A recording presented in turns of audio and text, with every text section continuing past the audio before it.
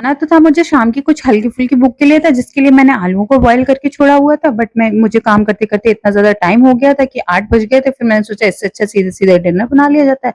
तो इसके लिए मैंने जल्दी-जल्दी टमाटर और प्याज को मोटा-मोटा कट करके रख लिया था एक साइड में, और फिर मैंने उसके बाद आलूओं को छीला और 2 पीसेस में उनको कट कर लिया था। फिर मैंने कढ़ाई गैस पे चढ़ाने के बाद उसमें ऑयल ऐड किया, ऑयल गरम होने के बाद मैंने उन आलूओं को डाल दिया था कढ़ाई में और उनको ब्राउन होने तक फ्राई किया।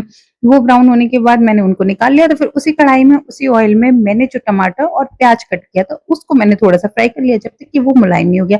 और वो जैसे ही मुलायम हो गया, उसको भी निकाल कर मैंने साइड हो रख दिया था ठंडा होने के लिए, क्योंकि अगर हम गरम प्याज टमाटर पीसते हैं मिक्सर में, तो मिक्सर फटने के चांसेस ज़्यादा रहते हैं। इसलिए प्लीज़ ये गलती मत ट्राई कीजिएगा, कभी भी करिएगा मत।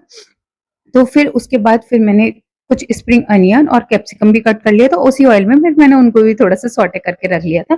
और उसके बाद तब तक मेरा हो गया था टमाटर प्याज़ ठंडा। उसके बाद मैंने लिया मिक्सी जार, उसमें अपना जो टमाटर प्याज़ था उसको ऐड किया। उसके बाद मैंने काजू और कुछ मूँगफली के दाने भीगे हुए ऐड किए थे, और उसके बाद 2 हरी मिर्च, कोरिएंडर पाउडर, टर्मरिक पाउडर और रेड चिली और थोड़ा-सा पानी ऐड करके एक पेस्ट तैयार कर लिया था अपना। उस पेस्ट को तैयार होने के बाद मैंने चढ़ा दी थी कढ़ाई, उसमें 2 चम्मच घी डालने के बाद मैंने डाला था उसमें कुछ खड़े मसाले। उसके बाद जो पेस्ट हमने रेडी किया था उसको हमें ऐड करना था और 2 मिनट भूनना था। 2 मिनट भूनने के बाद उसमें हमने थोड़ा-सा पानी ऐड किया और कश्मीरी मिर्च ऐड करी। उसके बाद मैंने उसको 5 मिनट पकाया।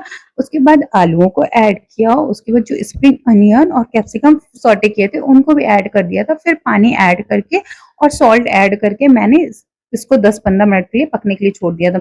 और जब इसमें अच्छी खुशबू आने लगी थी, तो मैंने इसको कसूरी मेथी और गरम मसाले से गार्निश किया। उसके बाद अपनी सब्जी को सर्व किया और इसके ऊपर मैंने थोड़ा-सा प्याज सजाया था। उसके बाद मैंने अपनी प्लेट लगाई सबको खाना खिलाने के बाद, और ये सच में बहुत अच्छी बनी थी। आप भी ये रेसिपी ट्राई कीजिएगा और मुझे कमेंट करके बताइएगा आपको कैसी लगी।